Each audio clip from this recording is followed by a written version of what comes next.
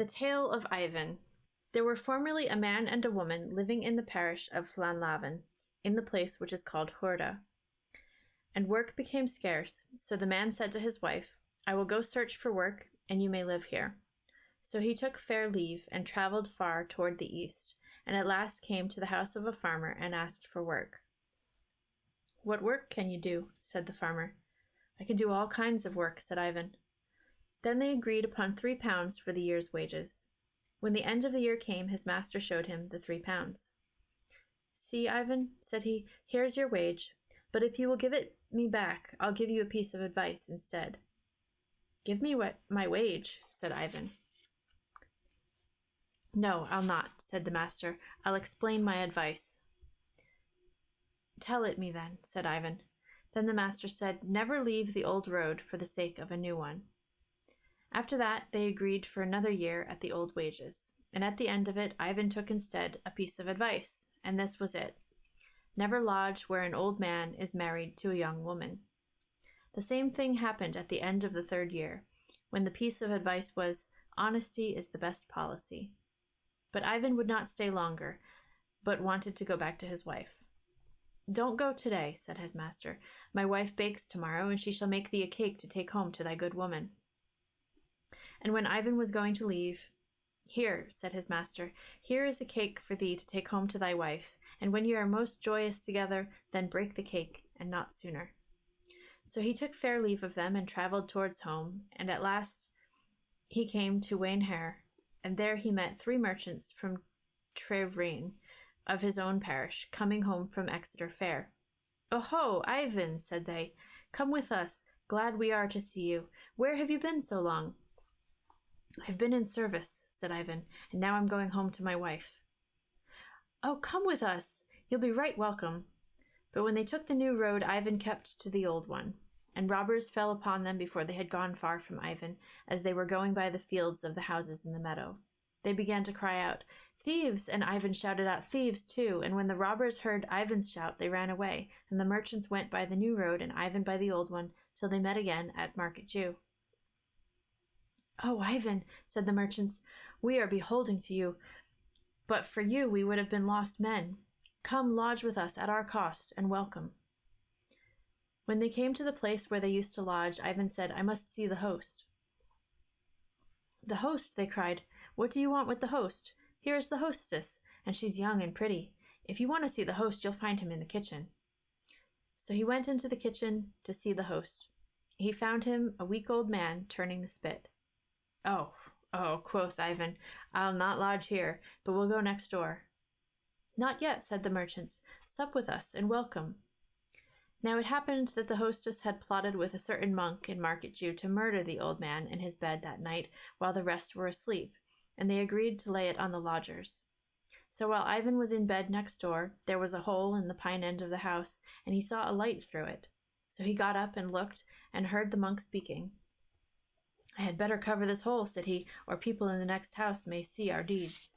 So he stood with his back against it while the hostess killed the old man. But meanwhile Ivan, out with his knife and putting it through the hole, cut a round piece off the monk's robe. The very next morning the hostess raised the cry that her husband was murdered, and as there was neither man nor child in the house but the merchants, she declared they ought to be hanged for it. So they were taken and carried to prison, till at last Ivan came to them. Alas, alas, Ivan, cried they. Bad luck sticks to us. Our host was killed last night, and we shall be hanged for it.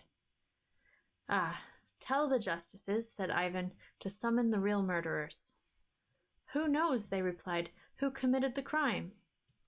Who committed the crime, said Ivan. If I cannot prove who committed the crime, hang me in your stead. So he told all he knew, and brought out the piece of cloth from the monk's robe, and with that the merchants were set at liberty, and the hostess and the monk were seized and hanged.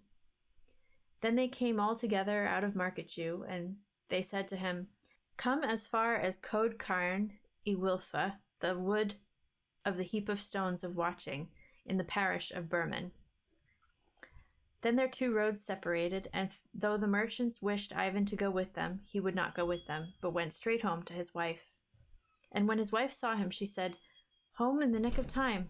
Here's a purse of gold that I've found. It has no name, but sure it belongs to the great lord yonder. I was just thinking what to do when you came." Then Ivan thought of the third counsel, and he said, "Let us go and give it to the great lord." So they went up to the castle, but the great lord was not in it. So they left the purse with the servant that minded the gate, and then they went home and lived in quiet for a time. But one day the great lord stopped at their house for a drink of water, and Ivan's wife said to him, "I hope your lordship found your lordship's purse quite safe with all its money in it." "What purse is that you are talking about?" said the lord. "Sure, it's your lordship's purse that I left at the castle," said Ivan. "Come with me and we will see into the matter," said the lord. So Ivan and his wife went up to the castle, and there they pointed out the man to whom they had given the purse, and he had to give it up and was sent away from the castle. And the lord was so pleased with Ivan that he made him his servant in the stead of the thief. "Honesty's the best policy," quoth Ivan, as he skipped about in his new quarters. "How joyful I am!" Then he thought of his old master's cake that he was to eat when he was most joyful, and when he broke it, lo and behold, inside it was his wages for the 3 years he had been with him. Okay, that one was a nice, like, happy ending sort of one. That was good. And I kind of had the feeling that he was getting more than just just the advice. But yeah, that's cool that it was like baked into the cake. There's definitely in this kind of in this whole book, there's definitely a lot of like rule of threes, like things happen following the rule of threes, where it's like 1 2, this thing happens, then this thing happens, then this thing happens, and like it sets it up as a kind of a series, and then you get the moral of the story by the end of the series. I see a lot of that, and I guess, I mean, that it happens a lot in a lot of writing in general, but it kind of, I think because these stories are so short, it feels like you see it more like more frequently because the stories are short. Okay, how do I get a money kick? Yeah, you gotta be indentured for 3 years. Where do you think the rule of 3 comes from? I think because 3 is the first, like, in numbers. If a thing happens once, it just happens once. It might not stand out. If a thing happens twice, it's like, okay, it could be a coincidence. But I think if a thing happens 3 times, that's the first time in a series that you can be like, okay, this is like a pattern that I'm seeing. I think it comes about because we, naturally as humans, we just look for patterns. So I don't know if it's necessarily like a certain culture. I think it's more just like this is how we be humans. I mean, I think there's a lot of stuff that really does sometimes come down to like human nature, and you can tell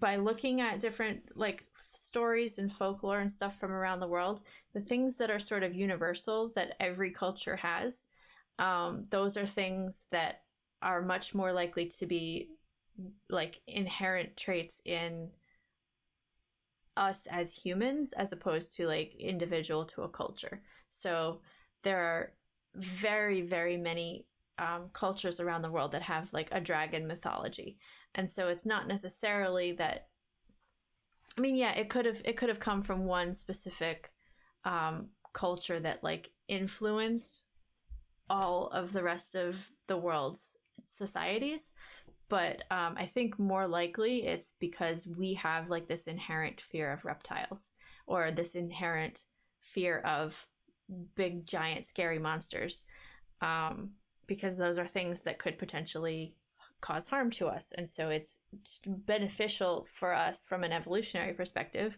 to be scared of those kinds of things and to come up with some kind of a mythology around that feels very natural.